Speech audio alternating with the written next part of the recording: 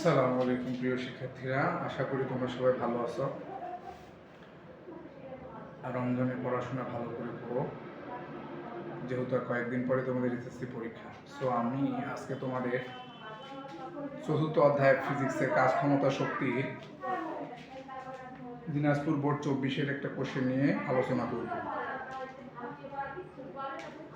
গত ভিডিওগুলোতে আমি তোমাদের দ্বিতীয় এবং তৃতীয় অধ্যায়ের সিকিউ নিয়ে আলোচনা করছিলাম। আজকে আমি চতুর্থ অধ্যায়ের সিকিউ নিয়ে আলোচনা করব। তো কোশ্চেনটা হলো একটা চিত্রভিত্তিক কোশ্চেন। তো এই কোশ্চেনে দেখা যাচ্ছে যে এ বস্তুটা এবং বি বস্তু, অর্থাৎ দুইটা বস্তু আছে। বলা আছে যে এ বস্তুকে যে সময় পড়তে দেওয়া হয় ঠিক একই সময়ে বি বস্তুকে খাড়া উপরের দিকে নিক্ষেপ করা হয়। এখন বলছে যে ঘ নম্বরে পরস্পরকে অতিক্রমের সময় এ ও বি বস্তুর শক্তি সমান হবে কিনা। এটা একটা ইম্পর্টেন্ট কোশ্চেন। তো আমরা এটাকে ধাপে ধাপে সমাধান করার চেষ্টা করব। তো দেখো, প্রথমে আমরা এখান থেকে এই চিত্রটা থেকে আগে একটা ডায়াগ্রাম অঙ্কন করব। তারা বলছে পরস্পরকে অতিক্রমের সময়, পরস্পরকে এই দুটা বস্তু যখন একটা নিচে আসবে আর বি বস্তু উপরের দিকে যাবে, তখনই কোনো এক জায়গায় গিয়ে বা কোনো এক উচ্চতায় উঠে তারা পরস্পরকে অতিক্রম করবে। এখন বলছে এ বস্তুকে যে সময়ে উঠতে দেওয়া হয় ঠিক একই সময়ে বি বস্তুকে উপরের দিকে ছুঁড়ে মারা হয়। তাহলে এই দুটা বস্তু একই সময়ে একটা নির্দিষ্ট উচ্চতায় এসে পরস্পর মিলিত হবে, অর্থাৎ পরস্পরকে অতিক্রম করবে। তাহলে প্রথমে এই একটা বস্তু আছে, এই বস্তুটিকে একটা উচ্চতা থেকে যখন ছেড়ে দেওয়া হবে তখন সে নিচে আসবে। ধরলাম সে এতটুকু নিচে আসলো। তাহলে নিচে আরেকটা বস্তু আছে, বি বস্তু। এই বস্তুর ক্ষেত্রে এই বি বস্তু যখন উপরে উঠবে তখন সেও একটা নির্দিষ্ট উচ্চতায় উঠবে। ধরে নিলাম সে বস্তুটি এখানে আসে। তাহলে এই যে পয়েন্টটা আছে, এই বস্তু ধরো এটা বি বস্তু। তাহলে এই এ বস্তু যে উচ্চতায় নিচে নেমে আসে, বি বস্তু একটা উচ্চতায় উপরে উঠে। ধরে নিলাম যে ওরা এই বি বস্তুটা এই উচ্চতায় এ বস্তুকে অতিক্রম করে উপরের দিকে ওঠা শুরু করে। তাহলে দেখো, এই বি থেকে এই পর্যন্ত উচ্চতা যদি এইচ হয়, তাহলে এতটুকু উচ্চতা কত হবে? দেখো, আমাদের একবারে উপর থেকে ভূমি পর্যন্ত উচ্চতা আছে কত? 120 মিটার। তাহলে এইটুকু উচ্চতা কত হবে? এটা আশা করি তোমরা পারবা। দেখো, এইটুকু উচ্চতা যদি এইচ হয় তাহলে এতটুকু কত হবে? পুরাটাই যদি 120 হয়, ভালো করে বোঝার চেষ্টা করো, এটা পুরাটাই যদি 120 মিটার হয়, তার মধ্যে এতটুকু যদি এইচ হয়, তাহলে বাকি অংশটুকু কত হবে? অবশ্যই 120 থেকে এইচ মাইনাস করতে হবে। তাহলে এটা হবে 120 মাইনাস এইচ। ঠিক অনুরূপ ভাবে এইটুকু উচ্চতা কত হবে? 120 মাইনাস এইচ। বুঝা গেছে? তাহলে আমরা ধরে নিব যে টি সময় পরে, অর্থাৎ যেহেতু এই বস্তুকে যে সময়ে পড়তে দেওয়া হয় ঠিক একই সময়ে বি বস্তুকে উপরের দিকে নিক্ষেপ করা হয়, তাহলে অবশ্যই তারা একটা সময় গিয়ে এখানে পরস্পর অতিক্রম করবে পরস্পরকে। তাহলে আমাদের বের করতে বলছে যখন এরা অতিক্রম করে সেই সময়ে দুজনের শক্তি সমান হবে কিনা।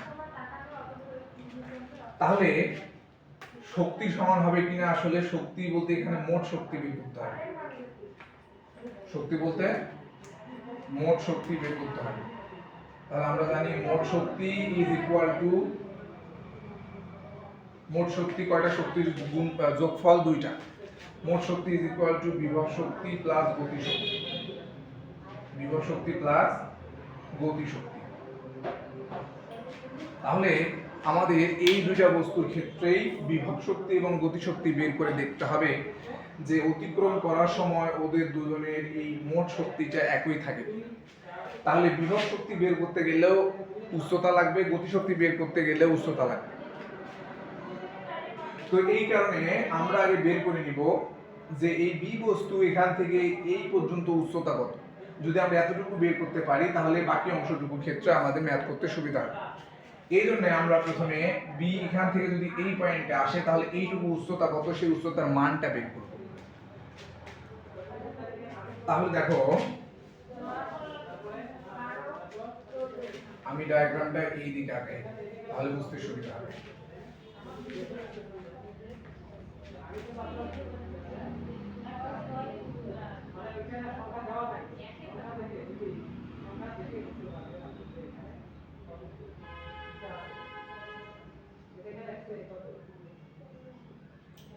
তাহলে এইটুকু হবে 120 মাইনাস এইচ। তাহলে আমরা একটা বি বস্তু এখানে ছিল, তো আমরা এই চিত্র অনুযায়ী ম্যাথটা করলে ইজিলি করা যাবে। তোমরা যখনই এরকম ম্যাথ পরীক্ষা আসবে সব সময় চিন্তা করবে চিত্র আঁকানো। তাহলে দেখো আমরা প্রথমে এইটুকু উচ্চতা বের করবো এইচ এর মান। তো এইচ এর মান বের করতে গেলে তাহলে দেখো তো বি বস্তুকে কি করা হয়, নিক্ষেপ করা হয়, আর এ বস্তুকে ফেলে দেওয়া হয়, তাহলে পড়ন্ত। তাহলে এখান থেকে আমরা দুইটা বস্তুর উচ্চতা বের করব। দেখো এ বস্তুর ক্ষেত্রে আমরা উচ্চতা বের করব। তো উচ্চতা বের করতে গেলে আমাদের সাইড নোট লাগবে। এই বস্তুর ক্ষেত্রে আমাদের কি কি দেওয়া আছে, যেহেতু এই বস্তু উপরে স্থির ছিল তাহলে আদিবেগ হবে 0 মিটার পার সেকেন্ড।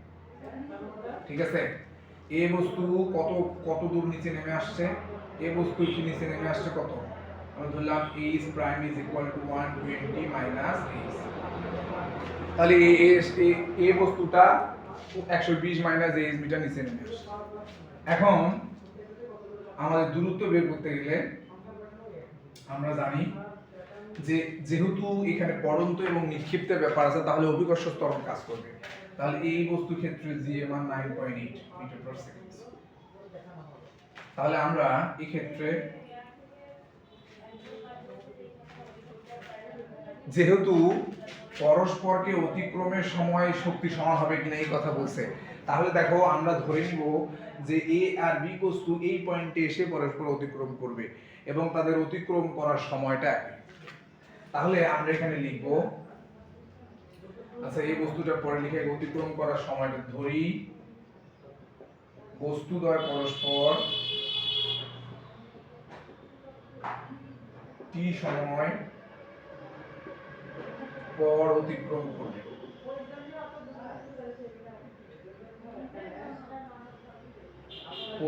করবে। তাহলে আমরা ধরে নিলাম যে তারা টি সময় পর পরস্পর অতিক্রম করবে। তাহলে এ বস্তুর ক্ষেত্রে দেখো উচ্চতা কত, আমরা এই উচ্চতা জানি যে a is equal to ut plus half gt square, তাহলে এই h বলতে এখানে এ বস্তুর উচ্চতা কত 120 মাইনাস h, তাহলে 120 minus h is equal to ut plus half gt square। ঠিক আছে, এখন আমরা জাস্ট মান বসাই। দেখো ইউ এর মান কত 0 ইনটু টি এর মান 9 প্লাস হাফ ইনটু জি এর মান 9.8 ইনটু টি স্কয়ার।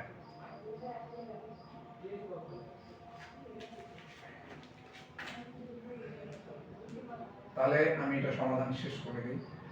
তাহলে দেখো বা 120 minus h is equal two 0 এর সাথে টি গুণ করলে 0 হবে, ওটা বাদ 9.8 কে 2 দিয়ে ভাগ করলে 4.9 টি square.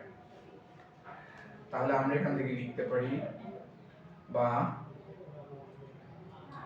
h is equal to 120 minus 4.9 t square। লেখা যায় না?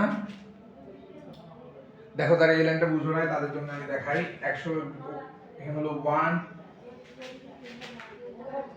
120 minus h is equal 4.9 t square। আমরা এটাকে বাম দিকে নিয়ে আসি, 4.9 t square is equal to 120 minus h। আমার h এর মান দরকার, তাহলে h কে আমরা বামে নিয়ে আসি। তো ডানের মাইনাস বামে আসলে প্লাস হয়ে যাবে, আর এখানে থাকে 120, এই প্লাসটা এদিকে গেলে হবে মাইনাস 4.9 t স্কয়ার। বুঝছো? তাহলে আমরা এখান থেকে একটা উচ্চতা বের করে নিলাম। এটাকে যেহেতু উচ্চতার মান বের হয়নি আমরা এটাকে একটা সমীকরণ ধরি, 1 নং সমীকরণ। তাহলে এটা এ বস্তুর ক্ষেত্রে। বলবো ভাইয়া তাহলে এ বস্তুর ক্ষেত্রে প্লাস ধরলেন কেন? কারণ এ বস্তু পতনশীল, মানে পড়ে, যেহেতু পরন্ত বস্তু তাহলে সূত্র প্লাস হবে। কিন্তু মাইন্ড ইট, বি বস্তু যেহেতু নিক্ষেপ করা হয় তাহলে এটা নিক্ষিপ্ত বস্তু, ওর ক্ষেত্রে কিন্তু সূত্র এটার মতো হবে না। বুঝছো? এই দুইটা জিনিস মনে রাখতে হবে।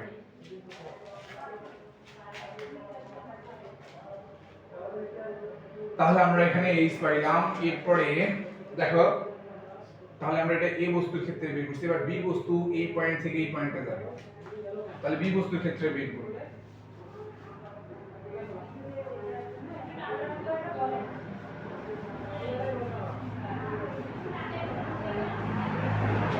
দেখো বি বস্তুর ক্ষেত্রে আমরা যেটা করব, যে বি বস্তুর ক্ষেত্রে আমরা এবার দূরত্ব বের করব। তাহলে বি বস্তুর ক্ষেত্রে দূরত্ব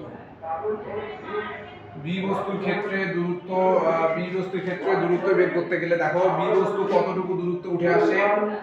বি বস্তু যখন মাটিতে ছিল সেই সময় বি বস্তুর বেগ কত? সেই সময় বি বস্তুর বেগ হলো, এখানে দেওয়া আছে 30 মিটার পার সেকেন্ড। তাহলে যখন বি বস্তুকে নিক্ষেপ করা হয় সেই সময় বি বস্তুর বেগ কত? 30 মিটার পার সেকেন্ড। তাহলে 30 মিটার পার সেকেন্ড যখন বস্তুর বেগ, সেই সময় বস্তুটিকে নিক্ষেপ করা হয়, তাহলে এই বেগটা হবে নিক্ষেপণ বেগ, অর্থাৎ যে বস্তুটাকে ভূমি থেকে উপরে নিক্ষেপ করা হবে তার ক্ষেত্রে আসবে। তাহলে দেখো বি বস্তুর ক্ষেত্রে ইউ এর মান 30 metre per second, 30 metre per second. ঠিক আছে? এখন বি বস্তু এখান থেকে এই পর্যন্ত উঠবে, তাহলে এই ক্ষেত্রে অভিকর্ষ ত্বরণ কাজ করবে। তাহলে অভিকর্ষ ত্বরণে এখানে জি এর মান 9.8 মিটার পার সেকেন্ড স্কয়ার, অভিকর্ষ ত্বরণ 9.8 মিটার পার সেকেন্ড স্কয়ার। তাহলে আমাদের এখানে এখন আমরা বি বস্তুর ক্ষেত্রে উচ্চতা বের করব, যে বি কতটুকু উপরে উঠে। তাহলে বি বস্তুর ক্ষেত্রে উচ্চতা is equal to U T half G T square. তাহলে তোমরা এখানে বলো প্লাস হবে না মাইনাস হবে? যেহেতু বি বস্তু উপরের দিকে উঠে অর্থাৎ নিক্ষেপ করা হয়, তাহলে তার ক্ষেত্রে সূত্র হবে মাইনাস, এটা মাথায় রাখো। তাহলে এখানে হবে মাইনাস। তাহলে ইউ এর মান কত? ইউ এর মান 30 ইনটু টি এর মান ধরে নিছি আমরা মাইনাস হাফ ইনটু জি 9.8 টু টি স্কয়ার। তাহলে এখানে আমরা লিখে 30t মাইনাস 4.9 টি স্কয়ার। 4.9 কিভাবে আসলো? 9.8 কে 2 দিয়ে ভাগ করলে 4.9 হয়। তাহলে আমরা এখান থেকে লিখতে পারি কি, যে b is equal to 30t minus 4.9t square. এটা আমরা 2 নম্বর। তাহলে তোমরা একটা জিনিস লক্ষ্য করলে দেখবা, একটু আগে আমরা এই এর মান বের করছিলাম, a is equal to 120 minus 4.9t square. ওটা 1, এটা 2। তাহলে আমরা সমীকরণের তুলনা করলে দেখতে পাই যে দুটি সমীকরণের বাম পক্ষ যদি সমান হয় তাহলে ডান পক্ষকে সমান লেখা যায়। দেখো এই দুটো সমীকরণের বাম পক্ষ সমান, তাহলে এই ডান পক্ষ কি হবে? সমান হবে। তাহলে আমরা লিখতে পারি 1 ও 2 হতে তাহলে লিখতে পারি 120 minus 4.9t square equal to 30t minus 4.9t square. ঠিক আছে? তাহলে দেখো আমরা এখান থেকে বাদ দিতে পারি কোনটা, বা আমাদের এখানে মাইনাস আছে, এই প্লাসটাকে এই মাইনাসটাকে দিকে নিয়ে গেলে প্লাস হয়। দেখো তাহলে 120, এই যে 30t আছে, এই 30t টাকে এদিকে নিয়ে আসলে -30t ইজ ইকুয়াল টু এখানে কত আছে? -4.9t square. এখানকার 4.9t স্কয়ার এদিকে গেলে হবে +4.9t স্কয়ার। তাহলে +4.9t স্কয়ার আর -4.9t স্কয়ার কি কাটা, তাহলে এখানে থাকে কত? 0। তাহলে আমরা লিখতে পারি 120 -30t। অতএব 120 is equal to 30t বা t is equal to 120/30। তাহলে আমাদের সময় কত আসে? তাহলে সময় আমরা বের করি 120/30 হয় 4। তাহলে সময় কত আসলো? 4 সেকেন্ড। তাহলে আমরা একটা সময় পেলাম যে এই সময়ে বস্তুদ্বয় পরস্পরকে অতিক্রম করে। এখন আমাদের মেইন লক্ষ্য হলো, যেহেতু মোট শক্তি বের করতে হবে তাহলে এই হাইটটা বের করতে হবে। উচ্চতা বের করতে গেলে আমার তো সময় দরকার নেই, সময় বের করছি এই কারণে যে এখান থেকে আমরা 1 অথবা 2 নং সমীকরণে সময় বসিয়ে এখান থেকে আমরা উচ্চতা বের করব। ঠিক আছে? তাহলে দেখো আমরা এবার t এর মান 1 অথবা 2 এ বসাবো। তো একটা বসানো একে বসানোটা সহজ, কারণ এখানে t আছে, তার থেকে আমরা একই বসে, তাহলে সহজে বের করা যাবে। দেখো তাহলে আমরা এবার এখান থেকে বের করব h এর মান। তাহলে h এর মান বের করতে গেলে আমাদের যে কাজটা করতে হবে সেটা হলো t = 4 সেকেন্ড 1 নঙে বসিয়ে পাই, অর্থাৎ 1 নঙে বসাবো, 1 নঙে বসিয়ে পাই, 1 নঙে বসিয়ে পাই। তাহলে 1 নঙে কি ছিল, h = 120 - 4.9 ইনটু t এর মান হলো 4 এর উপরে স্কয়ার। তাহলে 120 মাইনাস এই দুটো হিসাব করলে কত দাঁড়ায়? দেখো 4 সাইডে 16 গুণন 4.9 78.4, তাহলে হলো 78.4। এটা মাইনাস করলে দাঁড়ায় 120 মাইনাস 78.4 41.6। তাহলে উচ্চতা আসলে হলো 41.6 মিটার। তাহলে এখানে দেখো আমরা এখানকার উচ্চতা বের করছি যে b যদি এই পর্যন্ত উঠে তাহলে সেই ক্ষেত্রে উচ্চতা হয় 41.6। কেন উচ্চতা বের করলাম? কারণ এই 41.6 মিটার উচ্চতায় আমরা ধরে নিচ্ছি যে তারা পরস্পরকে ওই সময়ে অতিক্রম করে। এখন অতিক্রমের সময় আমাদের মোট শক্তি বের করতে বলছে। তাহলে মোট শক্তি ইজ ইকুয়াল টু কি হয়? মোট শক্তি ইজ ইকুয়াল টু হয় গতি শক্তি প্লাস বিভব শক্তি। মোট শক্তি ইজ ইকুয়াল টু কি হয়? গতি শক্তি প্লাস বিভব শক্তি। তাহলে আমরা এ বস্তুর ক্ষেত্রে মোট শক্তি বের করব। এ বস্তুর ক্ষেত্রে মোট শক্তি বের করতে গেলে আগে বিভব তারপরে গতি। দেখো এ বস্তুর ক্ষেত্রে বিভব শক্তি কি হবে? বিভব শক্তি v is equal to mg। বিভব শক্তি, এটা নিশ্চয়ই তোমরা এই সূত্রটা জানো যে বিভব শক্তি v is equal to mg, কিন্তু h টা কোনটা নিব? এখানে এই ম্যাথের ক্ষেত্রে h এর ক্ষেত্রে সমস্যা হয়। তো h টা আমরা কিভাবে নিব মাথায় রাখবো, যে বস্তুর ক্ষেত্রে বিভব শক্তি বের করতে বলবে, বিভব শক্তির ক্ষেত্রে উচ্চতা নিতে হবে ভূমি থেকে সে কত উপরে আছে, তাহলে এই শর্টকাট জিনিসটা মাথায় রাখলেই হয়ে যাবে। তাহলে বিভব শক্তির ক্ষেত্রে উচ্চতা হবে ভূমি থেকে কত উপরে, তাহলে বিভব শক্তির ক্ষেত্রে উচ্চতা হবে ভূমি থেকে বস্তু কত উপরে আছে। আর গতি শক্তির ক্ষেত্রে উচ্চতা হবে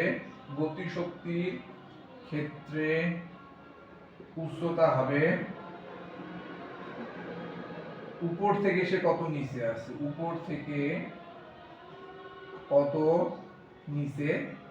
আছে।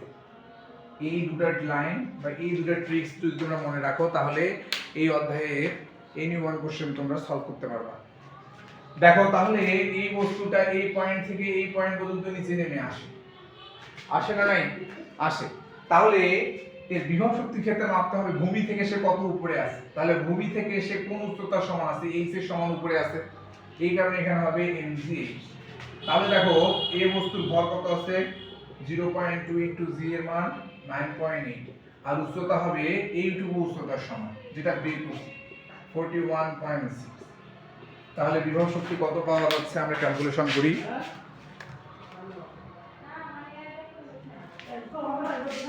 তাহলে 0.2 ইনটু 9.8 ইনটু 41.6, 815.36, 815.36 জুল।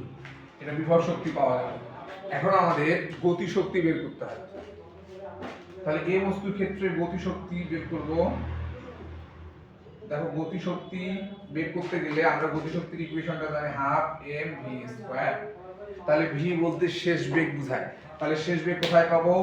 এই বস্তু যখন এখানে ছিল তখন আদি বেগ ছিল 0, যখন এই পয়েন্ট থেকে নিচে নেমে আসবে তখন এখানে শেষ বেগ বের করতে হবে। তাহলে ওর শেষ বেগ বের করতে গেলে আমাদের এইটুকু দূরত্বের শেষ বেগ কত সেটা বের করতে হবে। এই জন্য আগে আমরা, যদিও ম্যাথটা অনেক বড়, তবে বুঝে বুঝে করলে সহজে করা যাবে, বুঝছো? তো এই ক্ষেত্রে আমরা এখানে একবারে মানটা বের করব বিভব শক্তি গতি শক্তির ক্ষেত্রে। দেখো গতি শক্তি is equal to half m v square, তাহলে half into m v square is equal to u square into 2g। দেখো গতি শক্তির ক্ষেত্রে উচ্চতা কি বলছি, উপর থেকে বস্তু কত নিচে আছে। তাহলে দেখো এই যে এখান থেকে এই পর্যন্ত বস্তু নিচে নেমে আসলো, সেইখানে বেগ যেহেতু বের করব তাহলে উচ্চতা হবে এইটুকু সমান। এই কারণে এখানে উচ্চতার ক্ষেত্রে আমাদের হবে 2g ইনটু 120 মাইনাস h। এই পর্যন্ত বুঝছো? এখানে উচ্চতা কি বলছি, উপর থেকে কত নিচে, যেহেতু এই পয়েন্ট থেকে এই পয়েন্ট পর্যন্ত নিচে নেমে আসে সেই সময়ে বেগ বের করতে বলছে, তাহলে ওইটুকু উচ্চতা হবে। এখন এখানে প্লাস হবে না মাইনাস হবে? প্লাস হবে, যেহেতু পরন্ত বস্তু, তাহলে এখানে কি হবে প্লাস। তাহলে দেখো half into M into U এর মান কত, এ বস্তুর ক্ষেত্রে আদিবেগ 0 প্লাস 2 ইনটু জি, জি এর মান আমরা বসাই 9.8 বসাইলাম। এরপরে আমরা 120 মাইনাস h কত ছিল 41.6। দেখো ম্যাথটা একটু বড় হবে, আমি বারবার বলতেছি, তোমরা একটু ধৈর্য সহকারে দেখো তাহলে ইজিলি বুঝতে পারবে। তাহলে আমরা এটা যদি মাইনাস করি তাহলে দাঁড়াচ্ছে কত, তাহলে আমরা অলরেডি এখানে উচ্চতা বের করে ফেলছি। তাহলে দেখো আমরা এরপর এখান থেকে লিখতে পারি বা হাফ ইনটু এই বস্তুর ভর কত আছে, এই বস্তুর ভর আছে, আচ্ছা ভরটা পরে বসাই, ইনটু এটা জিরোর সাথে এটা হিসাব করলে কত দাঁড়াচ্ছে, আমরা এখান থেকে লিখতে পারি 19.6 গুণন 120 থেকে 41, মানে 120 থেকে 41.6 বাদ দাও, 120 মাইনাস 41.6, 41.6 তাহলে আসে 78.4, 78.4। বা আমরা এখানে লিখতে পারি হাফ ইনটু ভরের হলো 0.2 ইনটু এই দুটো গুণ করো, তাহলে 9.8 ইনটু 2, তাহলে আমাদের দাঁড়াচ্ছে 90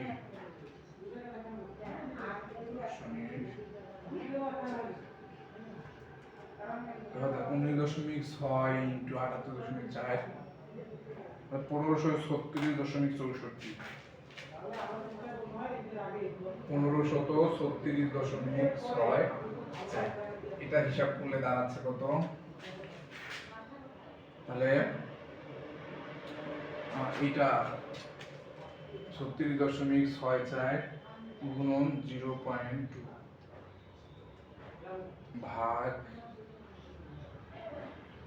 1536.64 গুণন 0.2 ভাগ 2, তাহলে 153.664। তাহলে আমাদের এখানে পাওয়া গেল 153.664, এগুলো টি হবে, টি ইজ ইকুয়াল টু, আমরা লিখতে পারি বা টি ইজ ইকুয়াল টু, দাঁড়াও আমি বসিয়ে দিই, এখানে আমরা লিখতে পারি বা টি ইজ ইকুয়াল টু, অতএব গতিশক্তি টি is equal two 153.664 joule.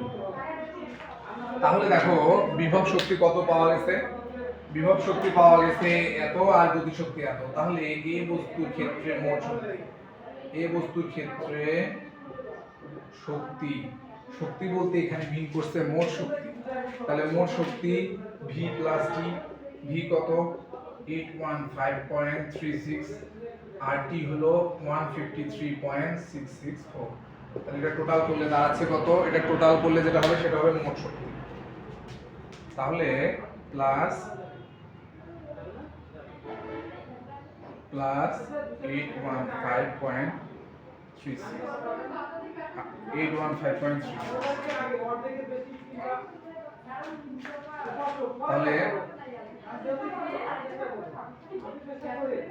Plus 815.36 তাহলে 969.024 জুল। তাহলে আমাদের এখানে 22G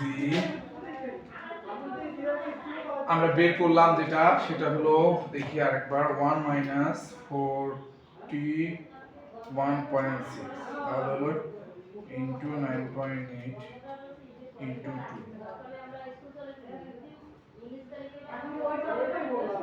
ইনটু 0.2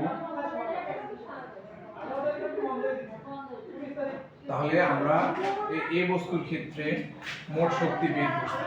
তাহলে এ বস্তুর ক্ষেত্রে মোট শক্তি পাওয়া গেছে। এবার বি বস্তুর ক্ষেত্রে দেখো, বি বস্তুর ক্ষেত্রে মোট শক্তি বের করতে গেলে আগে বিভব বের করতে হবে। বি বস্তুর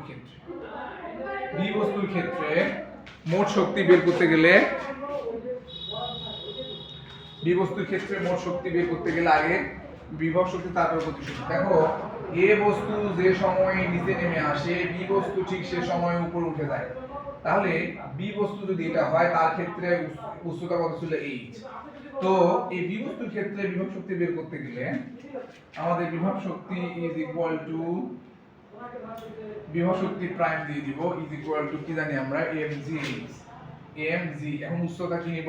ওই যে থিওরি শিখাইলাম একটু আগে যে বস্তুর ক্ষেত্রে বিভব শক্তি কত উচ্চতা মাপতে হয় ভূমি থেকে সে কত উপরে আছে। তাহলে আমরা দেখতে পাচ্ছি বি বস্তু ভূমি থেকে কত উপরে আছে। বি বস্তু ভূমি থেকে এই উচ্চতার সমান উপরে আছে। এই যে ভূমি থেকে সে কত উপরে আছে। দেখো আমাদের বলছিল যে বি বস্তুকে যদি নিক্ষেপ করি আর এই বস্তুকে যদি ছেড়ে দেই তাহলে এক সময় ওরা পরস্পর অতিক্রম করবে। তাহলে আমরা ধরে নিলাম যে বি বস্তু এখন এখানে আছে। তাহলে ভূমি থেকে বি বস্তু এই উচ্চতায় আছে। তাহলে ভূমি থেকে কত উপরে আছে সেইটুকু। তাহলে ভূমি থেকে কত উপরে আছে mgh। তাহলে বি বস্তুর ক্ষেত্রে ভর কত আছে? এটা মিশিয়ে দিলাম। বি বস্তুর ক্ষেত্রে ভর কত হবে?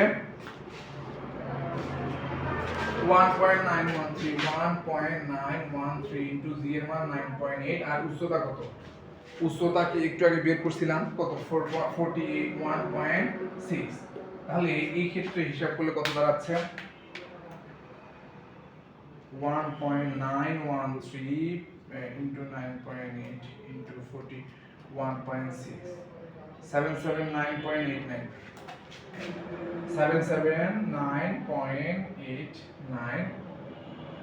জুল। তাহলে আমি একটু এ বস্তুর ভরটা লিখি 0.2 আর বি বস্তুর ভরটা লিখি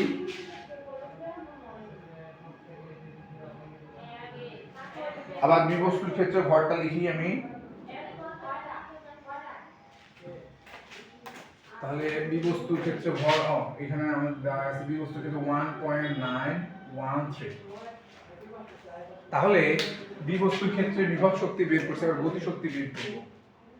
তাহলে গতি শক্তি T prime is equal to half m v square, half into m। v square বলতে কি v square এর পরিবর্তে আমরা কি লিখতে পারি? v square is equal to u square to 2g। u square into 2g বলো তো প্লাস হবে না মাইনাস হবে?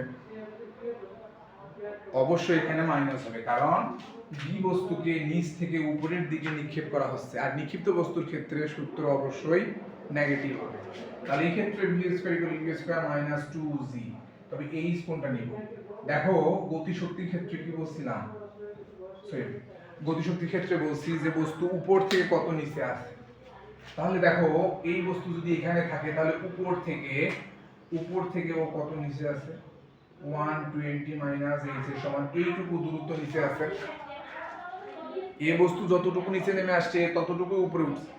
তাহলে উপর থেকে সে কত নিচে আছে? 120 মাইনাস h না। দেখো আমাদের এই ক্ষেত্রে বলা আছে যে বিভব শক্তির ক্ষেত্রে আমি বলছিলাম যে ভূমি থেকে সে কত উপরে। তাহলে দেখলাম ভূমি থেকে সে h মিটার উপরে আছে, মানে এইটুকু দূরত্ব। তাহলে গতি শক্তির ক্ষেত্রে কি হবে? উপর থেকে সে কত নিচে আছে। তাহলে এইটুকু দূরত্ব হবে না, এখান থেকে সে কত নিচে আছে, তাহলে এইটুকু দূরত্ব হবে। যেহেতু এ বস্তুর ক্ষেত্রে হিসাব করতেছি না বি বস্তুর ক্ষেত্রে, তাহলে গতিশক্তির ক্ষেত্রে উচ্চতা হবে উপর থেকে সে কত নিচে আছে। তাহলে এই যে উপর থেকে নিচ পর্যন্ত দূরত্ব কত, h। তাহলে এই ক্ষেত্রে উচ্চতা হবে 2gh। তাহলে এখান থেকে আমরা লিখতে পারি হাফ ইনটু m ইনটু ওর আদিবেগ কত ছিল 30, আদিবেগ কত ছিল 30, 30 স্কয়ার মাইনাস 2 ইনটু g এর মান 9.8, তো উচ্চতা কত 41.6। তাহলে হাফ ইনটু m এর মান হলো 1.913 ইনটু এটা হিসাব করো 30 30 হিসাব করলে দাঁড়াচ্ছে কত 30 30 এ 900 মাইনাস 900 মাইনাস পরেরটা হিসাব করো 900 মাইনাস পরেরটা হিসাব করলে দাঁড়ায় 900 মাইনাস পরেরটা হিসাব করলে দাঁড়াচ্ছে 41.6 গুণন 9.8 ইনটু 2, তাহলে 15.36 815.36। তাহলে এখানে হিসাব করলে কি দাঁড়াচ্ছে, তাহলে মোট শক্তির ক্ষেত্রে লিখছি, দেখি এই বস্তুর ক্ষেত্রে মোট শক্তি 969.0240 জি। এখন আমরা এই বিষয় দিয়ে বি বস্তুর ক্ষেত্রে তোমাদের দেখাই। দেখো বি বস্তুর ক্ষেত্রে তাহলে আমরা এখানে লিখতে পারি বা t half, আমরা একবারে মান বের করি। এটা তোমরা যদি ক্যালকুলেশন করো তাহলে পাবা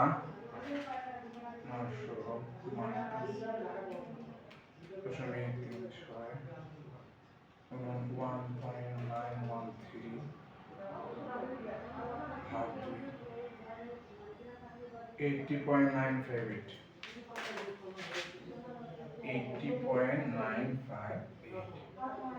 জুল। তাহলে এটা হিসেব ক্যালকুলেশন করলে তোমরা পাবা 80.958 জুল। তাহলে বি বস্তুর মোট শক্তি কি হবে, বি বস্তুর শক্তি, শক্তি বলতে আসলে মিন করে এখানে মোট শক্তি, তাহলে ভি প্রাইম মিন্স টি প্রাইম, ভি প্রাইম প্লাস টি প্রাইম। ভি প্রাইম কত, ভি প্রাইম কত আছে মিশিয়ে দিলাম। আচ্ছা ভি প্রাইমটা আমি আবার বের করে নিই। ওর পাওয়ার কত ছিল 9.8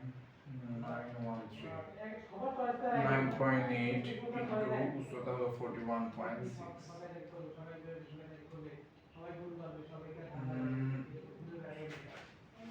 তাহলে হচ্ছে 1.913 ইনটু 9.8 ইনটু 41.6, 779.89, তাহলে ছিল 779.89 প্লাস বিভব গতিশক্তি কত, গতিশক্তি পাওয়া গেল 80.958, এটা টোটাল করলে দাঁড়াচ্ছে কত 779.81 প্লাস 80.958, 860.768। তাহলে দেখো এ বস্তুর ক্ষেত্রে মোট শক্তি, এ বস্তুর ক্ষেত্রে মোট শক্তি বা এ বস্তুর শক্তি, এ বস্তুর ক্ষেত্রে শক্তি কত ছিল 969.024 জুল, আর বি বস্তুর শক্তি কত 860.768। দুই শক্তি কি একই হচ্ছে, দুই শক্তি কি সমান না, দুই শক্তি যেহেতু সমান নয় তাহলে আমরা বলতে পারি তারা পরস্পর অতিক্রম করার সময়, তাহলে এ বস্তুর শক্তি আর বি বস্তুর শক্তি সমান নয়, অতএব তারা পরস্পরকে অতিক্রমের সময় তাদের মোট শক্তি একই থাকবে না।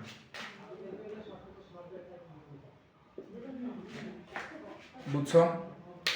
তাহলে প্রিয় শিক্ষার্থীরা ম্যাথটা এভাবে করতে হবে, একটু সময় লাগবে, তবে বুঝে শুনে ধীরে ধীরে ধাপে ধাপে করলে তোমরা ইজিলি এরকম ম্যাথ করতে পারবা। তো তোমরা সবসময় চেষ্টা করবে ফিজিক্সের চিত্রভিত্তিক ম্যাথগুলো বেশি বেশি করে সলভ করার। তো আজকে এ পর্যন্তই। নেক্সট দিনে তোমার সাথে আবার এই চতুর্থ অধ্যায়ের অন্য কোনো কোশ্চেন নিয়ে আলোচনা করা হবে। ধন্যবাদ।